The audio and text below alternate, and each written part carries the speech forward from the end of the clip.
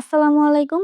আজকে আমি তোমাদেরকে নবম দশম শ্রেণী অনুশীলনী ৪.২ এর অর্থাৎ লগারিদমের অধ্যায়ের ২ নম্বর অঙ্কটা সমাধান করে দেখাবো। আর তার আগে বলছি যে আমার ভিডিওটা পুরোপুরি মনোযোগ সহকারে দেখার চেষ্টা করো। কোনরকম স্কিপ না করে, তাহলে অবশ্যই অঙ্কটা বুঝতে পারবে।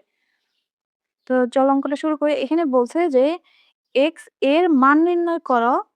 আর এখানে আমাদের একটা সমীকরণের মতো দেওয়া আছে, বলবো যে log 5 বেস x = 3 দেওয়া আছে। তো এই অঙ্ক থেকে যদি আমি x এর মানটা বের করতে যাই, তাহলে প্রথমত তোমাকে এই যে লগটা আছে, শুধু লগ, এই লগটাকে কোনো না কোনোভাবে ভ্যানিশ করে দিতে হবে। যদি আমরা লগটাকে ভ্যানিশ করতে চাই, তাহলে আমাকে এইরকম একটা সূত্র ব্যবহার করতে হবে। আর এই যে আমি সূত্রগুলা লিখছি, এই সূত্রগুলা তোমরা তোমাদের বইয়ের ৮২, ৮৩ এবং ৮৪ এই ৩টা পৃষ্ঠা যদি ভালোভাবে রিডিং পড়ো, ওইখানে তোমরা সূত্রগুলো পেয়ে যাবা, প্রত্যেকটা সূত্রই। এবং ওইখানে বিস্তারিত সূত্র সম্পর্কে লেখা আছে। তো ওখান থেকে তোমরা এভাবে লিখে একটা শিটের আকার করে নিতে পারো। এই যে প্রথম সূত্রটা, এখানে দেখো আমরা যদি এই সূত্রটা দেখে একটু ফলো করি, a⁴x = n, এটা হচ্ছে n এর a ভিত্তিক লগ। ২ টা শর্ত দেওয়া আছে, a > 0। এটা কিন্তু একটা সূচক। এটা কিন্তু a⁴x, এটা সূচকের। a হচ্ছে ভিত্তি। এটাকে তুমি চিন্তা করবা না, এটাকে যেকোনো কিছুর ভিত্তি চিন্তা করবা বা বেস চিন্তা করবা। তো এর মানটা সবসময় 0 থেকে বড় হবে। এটা কখনোই ঋণাত্মক মান হবে না, সবসময় ধনাত্মক মান হবে। কারণ 0 থেকে ছোট মানগুলো কি হয়? মাইনাস, -1, -2, -3, এরা হচ্ছে ঋণাত্মক মান। তো এর মানটা কোনোদিনও ঋণাত্মক মান হবে না, মাইনাস মান হবে না, ধনাত্মক মান হবে। এই হচ্ছে কথা। আর একটা শর্ত দিয়েছে, a is not equal 1, মানে এর মানটা 1 হওয়া যাবে না। বা ভিত্তির মান 1 হলে সকল কিছুর মান 1 হয়ে যাবে। x 1 এর উপরে যদি পাওয়ার, পৃথিবী সমান পাওয়ারও থাকে, x এর পাওয়ার হলে এটা কিন্তু আর x এর মান পাওয়া যাবে না, সেখানে 1 থাকবে। এজন্য a এর মানটা 1 হওয়া যাবে না। x = log a(n). এর মানে হচ্ছে আমরা চাইলে সূচক থেকে আমরা লগ বানাইতে পারি, আবার লগ থেকে আমরা সূচক বানাইতে পারি। এটা ইকুয়াল যেহেতু এটা লেখা যায়, সেম ভাবে এইটা ইকুয়ালও এটা লেখা যায়। যদি লেখা যায়, তাহলে আমরা সূত্রটা লিখি না, এখানে x = log a(n). n যদি দেই আমরা, n হলে আমরা কি লিখতে পারি? a⁴x = n। এই যে x টা আছে, এই x কিন্তু ax না। তোমরা যদি চিন্তা করো এই x টা ax, তাহলে এটা চিন্তা করাটাও তোমাদের জন্য পাপ কিংবা কবিরা গুনাহ অঙ্কের ভাষায়। তাহলে চিন্তা করবা এই যে লগ আছে, যে এই লগটাকে, লগের ভিত্তি কে a, এইখানের লগের ভিত্তি কে 5। তার মানে এই ইকুয়াল আমরা 5 টাকে আমরা a চিন্তা করতে পারি। আর এই যে a এর উপরে কে আছে? n আছে। তাহলে এই x টাকে আমাকে n ধরতে হবে। ax আর ax এক না, এটা আমি আবারও বললাম। তো এই 3 টাকে তোমাকে মনে মনে x ধরতে হবে। আর এই যে তাহলে দেখো, আমরা a ধরছি, n ধরছি, x ধরছি। আমরা সূত্রের আকারে লগটাকে মিলাবো, লগের ভিত্তি মিলাবো। তাহলে এখন এই লাইন ইকুয়াল আমরা এই লাইন লিখতে পারি। যদি লিখতে যাই, তাহলে x আমাকে দিতে হবে।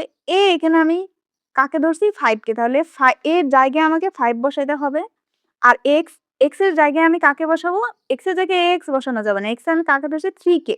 এই 3 টাকে বসাইতে হবে ইকুয়াল n। n কাকে ধরা হয়েছে? এই যে x কে, x। এইভাবে অঙ্কটা করতে হয়। বা এবার x টাকে আমি এই পাশে নিয়ে এসে বললাম, যেহেতু আমি x এর মান বের করব, আর 5 এর উপরে কিউব আছে, মানে কি 5 * 5 * 5। সুতরাং x ইকুয়াল কত পাইলাম? ৫ × ৫ = 25, ৫ × ২৫ = ১২৫। আমরা x এর মানটা পেয়ে গেছি। এবার আমরা যদি খ নম্বরটা আসি, খ নম্বরের লগ এখানে দেওয়া আছে x বেস কত? 25 = 2। সেম ভাবে এই অঙ্কের ক্ষেত্রেও একই সূত্র ব্যবহার করব। কিন্তু দেখো এখানে x এর জায়গাটা চেঞ্জ হয়েছে। ক নম্বরে যে x এর জায়গাটা ছিল কোথায়, আর x আসছে কোথায়? তো আমরা কখনোই এই সূত্রের ক্ষেত্রে আমরা এই x টা আর এই x টা এক জায়গায় ধরব না। আমরা লগটাকে চিন্তা করব, লগের ভিত্তি কে? লগের ভিত্তি a, কিন্তু এটার ভিত্তি কে? এটার ভিত্তি x। তাহলে এই x কে আমাকে মনে মনে a ধরে নিতে হবে। আবার দেখো x এর উপরে কি ভিত্তির উপরে কি আছে? n। তাহলে এই যে এটাকে যদি আমি a ধরি, তাহলে এটার ভিত্তির উপরে কি আছে? 25। তাহলে 25 কে আমাকে n ধরে নিতে হবে। আবার এই সমানের এই পাশে আছে, আর এটা এই পাশে আছে, কোনো সমস্যা নাই। তাহলে এই 2 টাকে আমাকে x ধরতে হবে। যদি ধরি, তখন এই লাইন ইকুয়াল আমরা এই লাইন লিখি, তাহলে বা ইকুয়াল a⁴x। আমি কাকে ধরছি? কাকে ধরছি? x কে ধরছি। তাহলে এখানে কি হবে? x হবে। এর জায়গায়, এখানে এর জায়গায় x বসাইতে হবে। আবার a to the power x আছে, x এর জায়গায় আমি x দিতে পারবো না, কারণ x আমি অঙ্কের ভিতরে অন্য কাউকে ধরছি, অন্য কাকে ধরছি, এই 2 টাকে x ধরা হয়েছে। 2 টা x এর জায়গাতে 2 ছিল, এই যে x এর জায়গাতে 2 ছিল, এই যে সমানের এই জায়গাটা, এই জায়গায় 2 ছিল, এই জন্যই আমি x কে 2 ধরছি। তাহলে 2 ইকুয়াল n, n এর জায়গায় আমি কাকে ধরছি পাইছি, n এর জায়গায় পাইছি আমি 25 কে, তাহলে 25 কে n ধরা হয়েছিল, তাহলে এখানে আমি 25 লিখবো।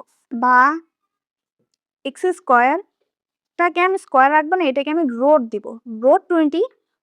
এখন অনেকে চিন্তা করতে পারো এখানে রোট দিলে তো প্লাস মাইনাস হয়, এখানে আমি প্লাস মাইনাস দিব না, কারণ আমাদের সূত্রের ভিতরে সূত্র হচ্ছে একটা, দুইটা শর্ত ছিল a গ্রেটার দেন 0 এবং a ইজ নট ইকুয়াল 1। এটা কিন্তু মূলত আমরা কাকে ধরছিলাম, x কে ধরছিলাম। যদি আমাদের ওই শর্তের ভিতর দেওয়া ছিল a গ্রেটার দেন 0, সূত্রের যে আমাদের শর্ত ছিল এর মানটা 0 থেকে বড় হবে, অর্থাৎ এর মান সবসময় ধনাত্মক হবে। যদি আমি এখানে প্লাস মাইনাস দিই তাহলে x এর দুইটা মান পাবো, আমরা প্লাস একটা মান পাবো, মাইনাস মান পাবো, কিন্তু ভিত্তি কখনো মাইনাস মান হতে পারবে না। এজন্য আমাকে এখানে প্লাস মাইনাস দেওয়ার কোনো প্রয়োজন নাই। তাহলে সুতরাং x ইকুয়াল 25 এর রোট করলে কত হবে 5। তাহলে আমরা খ নম্বরের মান পেলাম 5।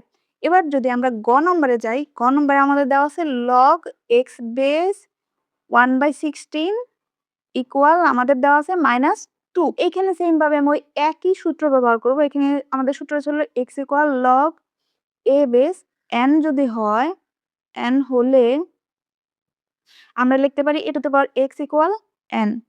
এটা কিন্তু আমাদের সূত্র ছিল। তো বা আমরা এখানে চিন্তা করবা a, আবার বলছি আমি ax ধরবো না, আমি ধরবো কি log, এই log আর এই log। এই লগের ভিত্তিকে a আর এই লগের ভিত্তি হচ্ছে x, তাহলে এই x টাকে আমাকে a ধরে নিতে হবে। এর উপরে কে ছিল n, n কাকে ধরবো 1/16, এই পুরাটাকে আমাকে n ধরে নিতে হবে, এই পুরাটাকে আমি n ধরে নেব। আর এই যে x এর জায়গাতে এখানে অঙ্কের ভিতরে কে -2 কে আমাকে x ধরে নিতে হবে। এবার আমি এই লাইন থেকে এই লাইন লিখবো। যদি আমি এই লাইন থেকে এই লাইন লিখি তাহলে আমাকে এখানে এ মানে কি, এখানে ভিত্তি, যে তো আমি এখানে লিখতে পারবো না, কারণ আমি কাকে ধরছি, x কে ধরছি, মানে এর জায়গাতে x ছিল, এজন্য আমি x নিলাম। তাহলে এই যে a to the power x, সূত্রের এখানে x ছিল, কিন্তু এই সূত্রের x এর জায়গায় কে ছিল -2, তাহলে x এর জায়গায় আমাকে -2 দিতে হবে, ইকুয়াল n এর জায়গায় কে ছিল, n এর জায়গায় ছিল, কিন্তু এই যে n এর জায়গায় কে ছিল 1/16, তাহলে 1/16 নিতে হবে। এবার এটাকে আমি ক্যালকুলেশন করব। যদি এটাকে ক্যালকুলেশন করি, এই যে দেখো আমরা সূচকের ক্ষেত্রে একটা সূত্র ছিল যে যদি এখানে ইনভার্স থাকে তাহলে a ইনভার্স 1 ইকুয়াল আমরা লিখতে পারি 1/a। সেম ভাবে a ইনভার্স 2 যদি থাকে তাহলে কি থাকে, আমরা 1/a স্কয়ার লেখা যায়। ঠিক আছে, সেম এটা ছিল, এরকম সূত্র ছিল। তাহলে যদি হয় এটাকে আমরা কি লিখবো 1/x স্কয়ার লিখতে পারবো, আর এখানে 1/16। তাহলে সুতরাং এটাকে যদি আমি আড়াআড়ি বা কোণাকুণি গুণ করি তাহলে x স্কয়ার বা স্কয়ার ইকুয়াল কত আসে, এই যে 16 আসবে।